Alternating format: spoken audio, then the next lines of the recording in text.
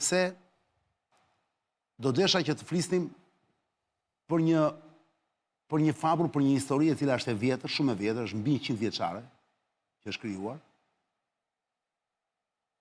me titullin Vllazëria myslimane. Pse do thuash, më do thot dikush, pse duhet të flisim për këtë, ç'a ka ndodhur? Ka ndodhur në fakt sepse për shembull mora shkas nga Franca, vetëm pak ditë më parë, një raport i shërbimeve sekrete franceze dhe le Dioplas pa muzikë titullin e ekran.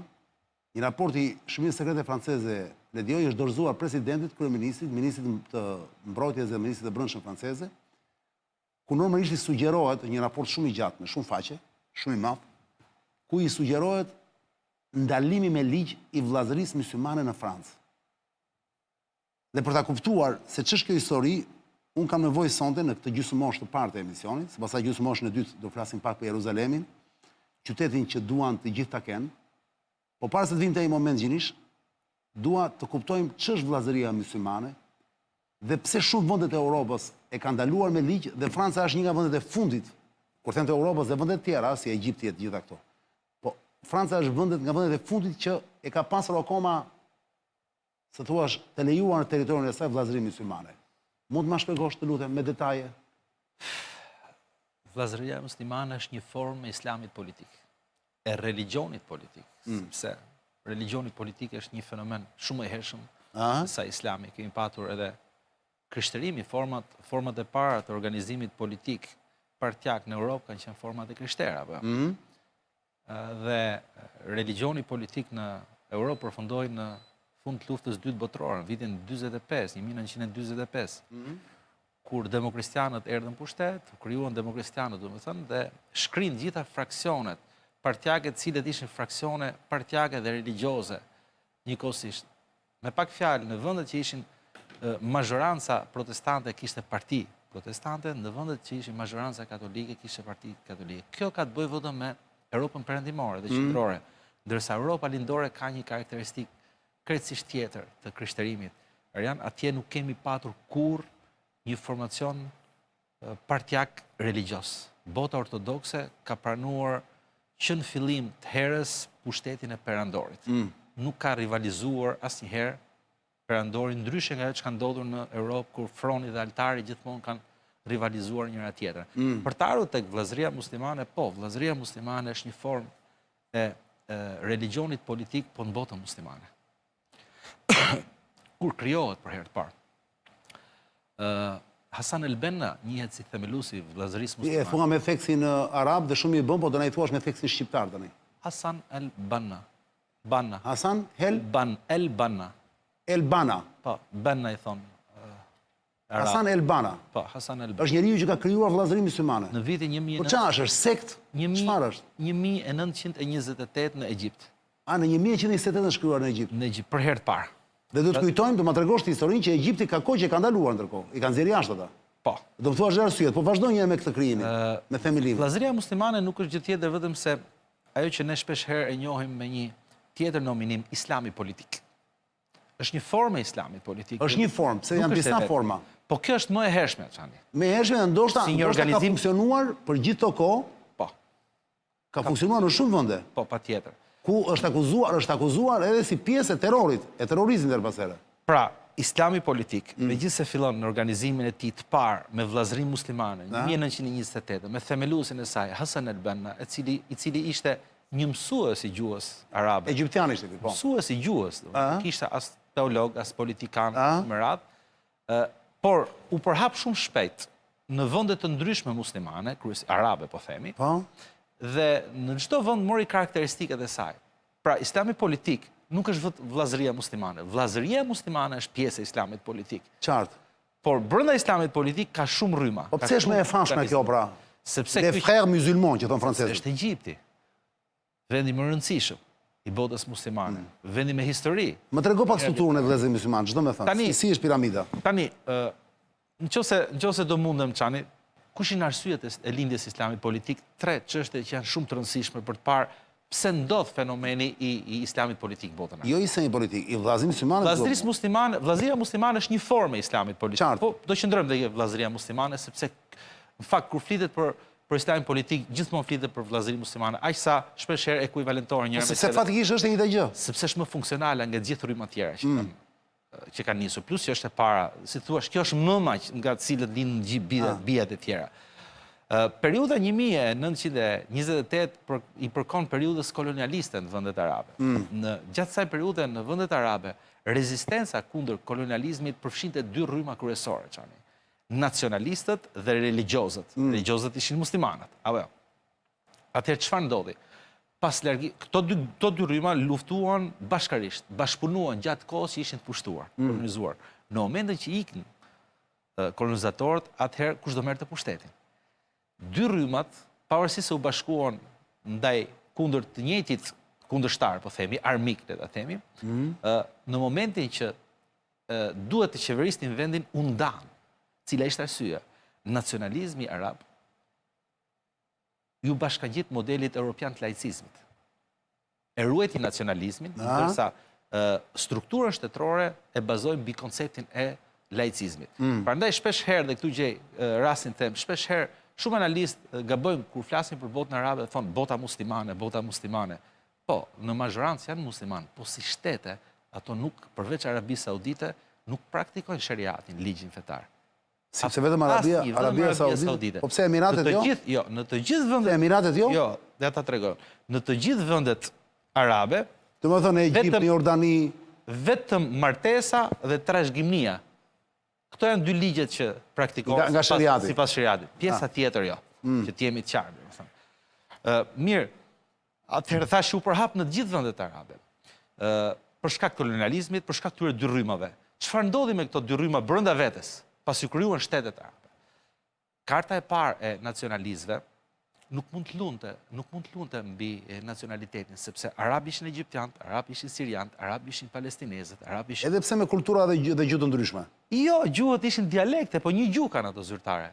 Një gjuhë kanë zyrtare. Si për shembull një egjiptian me një nga Jordania mund të kuptojnë me njëri tjetrin? Gjuha zyrtare është gjuha... E flasin dhe njëjtin gjuhë? Gramatika e arabishtes. Flasin dhe njëjtin gjuhë? Dhe ai Arabi Saudite? Patjetër.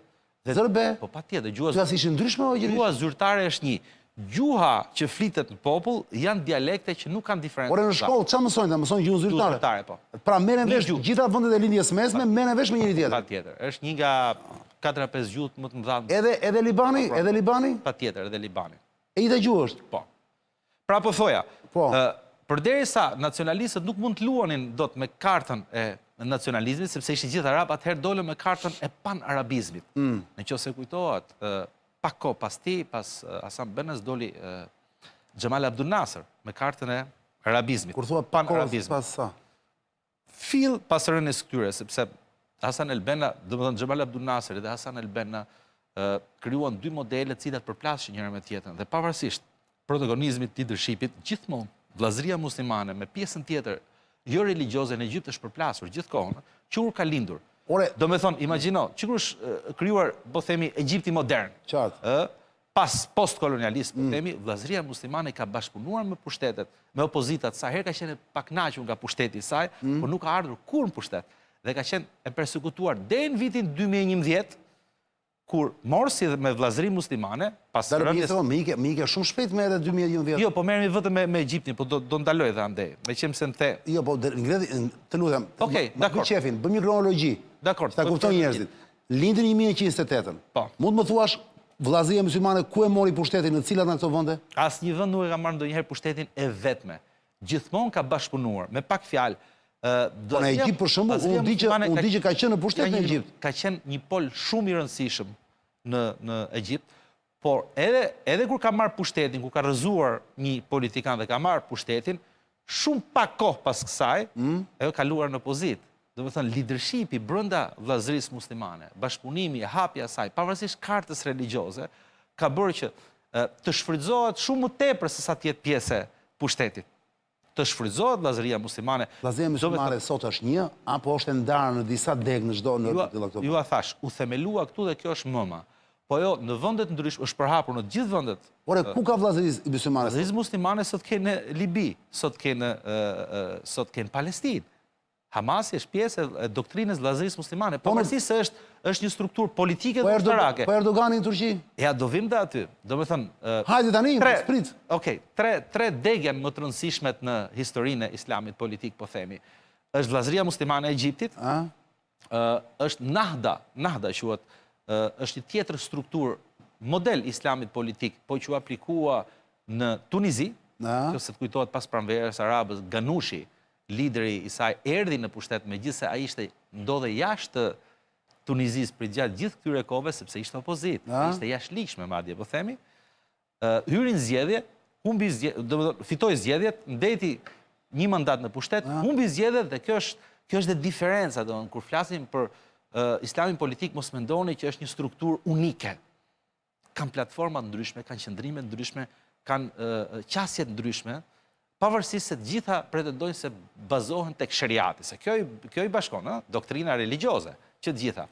Pra, Nahda, Ganushi për shembull në Egjipt, mori pushtetin, deti një mandat dhe iku, dhe kur iku mori një vendim shumë të rëndësishëm çani.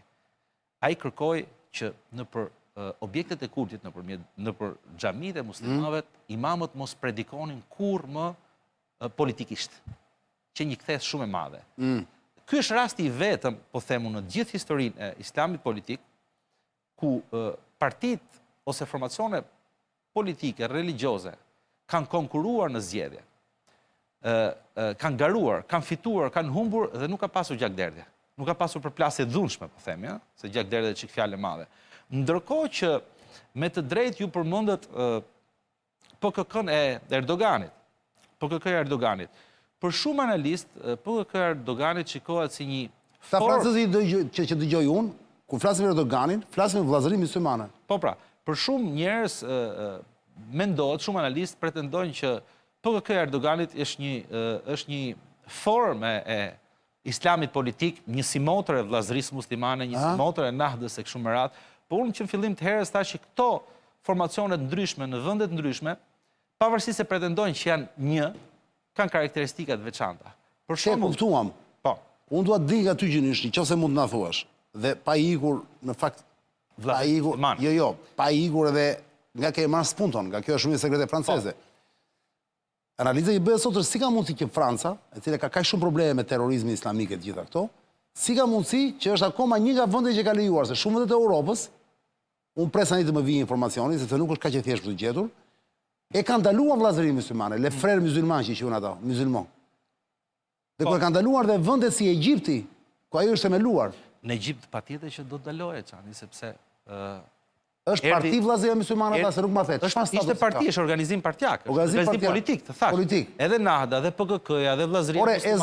Hezbollah. Edhe Hamasi. Po, Hezbollah. Edhe Hezbollah është një formë e islamit politik. Po pse Irani është brenda kësaj? Është shtet teokratik. Irani është shtet teokratik. Po e njeh vllazërinë myslimane? Çfarë raport kanë vllazërinë myslimane? Për shembull, nëse merë në konsiderat marrëdhënien e tij me Hamasin dhe Hamasi si një formë e islamit politik, një si motër e vllazërisë muslimane, Hamasi ka marrëdhënie shumë të mira me Iranin. Pavarësisht se, si thua, marrëdhëniet e tij më të forta janë me Katarin dhe me Iranin, megjithatë marrëdhëniet janë të mira. Pse? Sepse pavarësisht se Irani është një doktrinë shiite, është brenda familjes muslimane. Dhe i intereson, shtetit teokratik, ajetullave, i intereson që të hapet loja e regjimeve religjioze, brenda të cilave ai mund të jetojë, mund të gëlojë shumë më tepër se sa ka. Por edhe islami politik shiit, siç është Irani, ka përhapjen e tij, ke Jemeni, Huthët. Po në Iran nuk flitet për vllazërinë myslimane pastaj. Nuk flitet, po është islam politik, përgjithsisht shiizëm është, deg është. Qartë është deg. Domethënë, islami politik është ombrella e madhe, brenda tij pastaj gëlojnë formacione tjera politike, secili ndryshon nga emrat, Nahda, vllazëria muslimane, PKK-ja, Hamasi e kështu, por gjithë pretendojnë që bazën e kanë te shariati. Ashtu. Tani, çfarë po ndodh në Francë, nëse të kujtohet çani, në vitin 2023 ministri i brendshëm francez i vërsulet publikisht Benzemas. Po, e mbajmën, po. E akuzoi si një personazh i lidhur me vllazërinë myslimane, bravo, fiks. Megjithëse asnjëherë në publik nuk dolën. Se s'është bërë një status ai në Twitter e kështu. Kujtohet mirë. Domethënë ai bëri një status solidariteti me Gazën. Po. Kjo ishte historia. Megjithatë u bë një rrëmujë e madhe, u folë që do merreshin masat, ai ishte një lojtar Po patjetër. i kombëtares Francës. Ky ishte rasti i vetëm. Ndërkohë që ju thatë pak më herët se shumë vende europiane kanë marrë masa, nuk është e vërtet, po flasim për standard ligjor. Prit të ndihmoj pak një sekond. Të ndihmoj më shumë për arsye time. Vetëm pritani. Ku është ndaluar sot vllazëria myslimane? Jo, prit tani zoj unë. Okej. Që është shpallur terroriste. Po është një deg pra. Në Egjipt, Një sekond, në Egjipt, në Arabinë Saudite, në Emiratet e Bashkuara Arabe, në Bahrein, në Libi, në Siri, në Jordani, në Rusi, në Austri, në Kazakistan, në Uzbekistan, në Turkmenistan dhe në Taxhikistan. Po. Ku lejohet, por që është e monitoruar dhe e kritikuar. Pra e lejojnë, po e kritikojnë dhe e monitorojnë. Në Francë, në Gjermani, në Mbretërinë e Bashkuar, në SBA nuk është ndaluar, por në shqyrtim dhe në kritika. Gjithë Europën përveç. Në Itali, në Hollandë, në Belgjikë, në Suedi, në Zvicër, në Kanada. Lejohet, por e monitoruar. Të gjitha këtu e lejojnë ligjërisht, por kanë raportime sigurie. Prandaj dhe ky raport shërbimi sekret tani, po këta planin e kanë për ta mbyllur. Po. Nuk e di se do arrin, sepse do ta them unë pse. Sepse sipas analizëve në Francë, edhe sikur Franca ta mbylli me ligj, thotë nuk lejohet më, ndalohet me ligj vllazëria myslimane, si entitet politik, ata ata që janë të vërtet ikin në Belgjik, Belgjika është streja e gjithë tyre, dhe e dyta, nëse vjen francezët dhe kapin një celulë të vllazërisë myslimane në Francë, ata thonë jo, ne s'kemi lidhje me vllazërinë myslimane, jo, ne jemi të tjerë.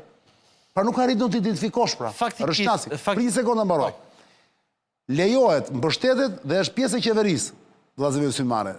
Në këto vende, 2 pika. Katar. Turqi, Katar, Tunizi, Marok, Kuvajt, Algjeri. Tunizia. Është Tunizi dhe quhet Ennahda. Për Nahda. Nahda ka rënë nga pushteti, është tjetër parti tash në... Në Europë, vetëm Austria dhe Rusia kanë ndaluar zyrtarisht të tjerë dhe monitorojnë, por nuk ka shpallur terroriste. Tani pritet shohim se ç'do bëj Franca. Në vitin... Kjo është informacion që e dhash për publikun. Është i saktë informacion. Atëherë, në vitin 2021, Austria ka qenë i vetmi vend europian, i cili vazhdon sot e kësaj dite të ketë ndaluar me ligj atë që unë nisa në fillim të herës, islami politik. Dhe brenda islamit politik, vllazëri muslimane dhe gjithçka tjetër. Që thotë çdo organizim religjioz i cili niset mbi premisa politike partjake. Ndërsa vendet siç përmendet në mesazhin tuaj, Shtetet Bashkuara të Amerikës, Kanadaja e tjerë, nuk e kanë ndaluar. Po e kanë monitorojnë. Por çfarë? E kanë ndarë në 2 pjesë. Ato kanë lejuar këto lloj organizimesh, të cilat kanë aktivitet social, kulturor, shëndetësor, e tjerë, religjioz e tjerë, por jo politik. Por këtë arsye, Shtetet Bashkuara të Amerikës nuk e kanë ndaluar vllazërinë muslimane. Po ka shpallur organizatë terroriste Hamasin, e cila është një lloj, por Hamasi është organizim ushtarak. Më kupton? Domthon pjesa më e madhe e perëndimit bën diferencë, është kujdesme sepse futet pastaj tek ato kontekstet e shkeljes drejtave universale, besimi religjios është, besimi fetar është e drejtë universale. Turqia është e para në listën e të lejuarave, ëh? Pra Erdogani mund të themi sot është një model i vllazërisë, si motor i vllazërisë muslimane. Po nuk është në ato nivele si të vllazërisë muslimane. Pse? Sepse vllazëria muslimane lindi në Egjipt. Ai ka ishte në Egjipt, doktrina ishte në Egjipt, organizimi ishte në Egjipt. Po, para 100 vjetësh. Ishte në Egjipt. Para 100 vjetësh. Para 100 vjetësh dhe morën pushtetin 2011 dhe mbajtën një vit. U bë grushteti. Erdhi Sisi dhe filloi një reprezalje e pafundme. I Sisi filloi të godiste. Sisi, presidenti aktual. Generalet. Kjo është përplasja pra, generalet janë pjesë e nacionalizmit egjiptian. Që kanë ndodhur në vitin 2011 e morën ato, në pranverën arabe. Pranvera arabe nuk ishte gjë tjetër çani vetëm se refuzim i leadershipit diktatorial të vendeve arabe, nga kush? Nga opozita e vetme e shtypur gjatë gjithë këtyre dekadave, cilët ishin vllazëria muslimane ose lëvizjet islamike. Çudis modela nuk më dalin këto Afganistani, Iraku e këto. Jo, sepse këto nuk janë lidhje me Afganistani, nuk ka lidhje me vllazërinë muslimane, sepse lëvizja islamike në ose as Pakistani në Afganistan lindi gjatë kohës pushtimit rus. Lindi si një lëvizje nacionale, si një lëvizje anti-pushtuese. Vetë. Pastaj gjatë rrugës dolën talibanët, Batjari ka pas shumë linja brenda Afganistanit. Po ç'nese, në kohën e Kadafit për shumë Libia konsiderohej një vend nuk ka patur. Kadafi i shtypte gjithë në Libi, sepse kishte edhe gjë tjetër Kadafi. Për shembull, në Libi çdo aktivitet religjios varej nga shteti, nuk bëhej dot aktivitet privat, ndërsa Egjipti ishte më liberal. Kjo është domethënë në fakt çani ne aq sa jemi të ndjeshëm për liri, për disa lloj lirish, aq jemi edhe të rrezikuar ku këto lloj lirish keq përdoren, keq interpretohen. Një nga problemet më të mëdha që kanë këto lloj lirish në botën religioze është indoktrinimi që ndodh. Çish më thotë Eno, në Afganistan, indoktrinimi, bravo. Në Afganistan nuk ka prani të fuqishme të vllazërisë muslimane, dominojnë talibanët, dominojnë talibanët, ideologji ndryshe thotë. Jo VM-ja çfarë është? Vllazëri muslimane, po i bi shkurt ai, po tamam. Funksionon truri tani, prit. Nuk pra vllazëri muslimane nuk është ndaluar, por as aktive politikisht në Afganistan. Ndërkohë në Irak, vllazëri muslimane nuk është ndaluar, ka deg historike si Hizbal Islami, por pas 2003 është dobësuar, e lejuar, por pa ndikim real politik sot. Në Pakistan, vllazëria nuk ka deg zyrtare, por ka ndikim ideologjik. Grupi më afër sa janë Jamat e Islami, Xhamat e Islami, i cili është legal dhe aktiv në politik, vllazëria muslimane nuk është ndaluar, por është zëvendësuar nga grupe vendore me ide të ngjashme. Po. Në 3 këto vende që të pyetëm. Me pak fjalë për ta mbyllur edhe gjithë ato që bëhet atje, vetëm në 3 vende, vetëm 3 vende. Cilat janë akte terroriste që ne dimë sot gjinish, që kanë si burim ideologjik dhe si jo si ekzekutor, po si urdhërues boshin vllazërit musliman. Perëndimi nuk është fare i kërcenuar nga vllazëria muslimane, nga kush është nga Nahda. Këto janë opozita brenda vendeve të tyre. Al-Qaeda çfarë është? Brenda vendeve të tyre. Al-Qaeda është një formacion krejtësisht tjetër. Nuk ka lidhje me vllazërinë muslimane fare. Ka lidhje me vllazërinë muslimane, pavarësisht se numri 2 Al-Qaedas, Ayman Zawahiri, i cili vinte nga Egjipti, gjithashtu mjek me profesion dhe jo teolog, dhe bën çuditë, Jo, me sa diun nuk... Jo, Bin Laden është vrarë, ky akoma. Al-Qaedas, po. Ky ishte pjesë e vllazërisë muslimane, dhe kjo ka pasi debat shumë të madh në ambiente teologjike kur bashkua Bin Ladeni me Ayman Zawahirin. Si ka mundësi Bin Ladeni, i cili mendoi që ishte një doktrinë selefiste, një doktrinë e cili mbështeti fort talibanët, për shembull, investoi Bin Laden tek talibanët. Si u bashkua pastaj me Ayman Zawahirin, është bërë një debat shumë i madh në botën muslimane. Megjithatë, ajo që dua të them unë është kjo që Islami politik në vetvete, pavarësisht mbështetjes nga disa njerëz të botës muslimane dhe refuzimit nga një pjesë shumë e madhe e botës muslimane, nuk është një doktrinë, një organizim i cili buron nga religioni. Pra religioni në vetvete nuk thotë që duhet krijoni një formacion të tillë politik dhe të merrni pushtetin. Madje, pse ndodh kjo? Pse pjesa më e madhe e muslimanëve e urren dhe e kundërshton? Lejo të lutem këtë pjesë, është e rëndësishme. Është e rëndësishme që dalim edhe nga rasti francez për dhënë diçka më të përgjithshme. Pse pjesa më e madhe e botës muslimane e refuzon islamin politik, i cili në vetvete është doktrina religioze me mjete politike të marrë pushtetin dhe drejtojë vendin. Pse e refuzon? Sepse ka një traditë bota muslimane, çani, e cila është Kurani, baza. Muhamedi, i cili është njeriu i parë i cili e praktikoi, profeti Muhamet, Islamin, u ndodh në Mekë, lindi në Mekë, jetoi në Mekë, aty filloi zbritja, aty filloi, si thua, kontingjenti i parë, grupi i parë i muslimanëve. Po ai nuk e krijoi aty shtetin musliman. E di pse? Sepse arabët e Mekës refuzuan besimin. Ai shkojnë në Medinë, emigrojnë në Medinë, atje e përkrahu populli, e pranoi populli dhe normalisht që populli, në momentin që do një doktrinë X, ti do ta bësh ligj. Pra me pak fjalë po them, Islami, nëse Islami gjatë gjithë kohërave që ka qenë shtet në vetvete, ligj shtetëror, ka ardhur nga poshtë lart, ndryshe nga metoda e islamit politik, vllazërisë muslimane, Nahdës, PKK-s, që këto shfrytëzojnë hapësirat e demokracisë, vinë pushtet dhe pastaj kërkojnë të imponojnë, dhe unë e them me zë të lartë, imponojnë religionin. Religioni nuk është imponim. Religioni është pranim. Urdhri edhe një fjalë se po shumë ngarkuar teologjikisht, urdhri në tekste në Kur'an është ky. I drejtohet profetit, thotë, ti nuk ke asnjë ngarkesë tjetër vetë se ta përcjellësh mesazhin. Nuk je ti përgjegjës për ata që besojnë ose ata që nuk besojnë. Pra, edhe Krishti po kjo. Domethënë, të gjithë librat e shenjtë, qëllimi është të sjellë mesazhin, jo të marrin mesazhin ta kthejnë shpatë dhe t'i presin kokën njerëzve, se po them pak ashpër. Me pak fjalë, unë personalisht nuk e kam parë kurrë islamin politik si një mënyrë për të sjellë ligjin religjios në sistem qeverisës, në regjim qeverisës. Sepse mund të ndodhë, Çani, mund të ndodhë, siç është rasti i Shqipërisë, që ne themi për shembull, Jemi 70% musliman, po e fusi shqip, 60% sa e ka nxjerrë censusi i fundit. Kjo s'do thotë që ne të bëjmë një parti tash, të vim pushtet, marrim zgjedhjet me ato truket që të lejon demokracia diku me i vjet, diku me gjërat që bëhen. Sepse dhe pastaj të marrësh pushtetin dhe të imponosh shariatin, të heqësh kushtetutën dhe të bësh shariat. Jo, nuk lejohet kjo formë. Populli duhet të jetë i bindur ta pranojë atë ligj si më të mirin ndaj të gjithë ligjeve që ka tregu, po themun, në të gjithë botën, ligjin e religjos, dhe pastaj ti ta aplikosh atë. Kjo është dallimi, domethënë. Vjen edhe një herë, vjen nga poshtë lart. Në cilin vend të aplikohet sot shariati, pra? Vetëm në Arabinë Saudite, asnjë vend tjetër. Teksa flasim për këto modele, shiko kush është problemi çan. Modeli partjak islamit religjos, i vllazërisë muslimane Nahdas PKK, ndryshon nga doktrina religjoze vetvete.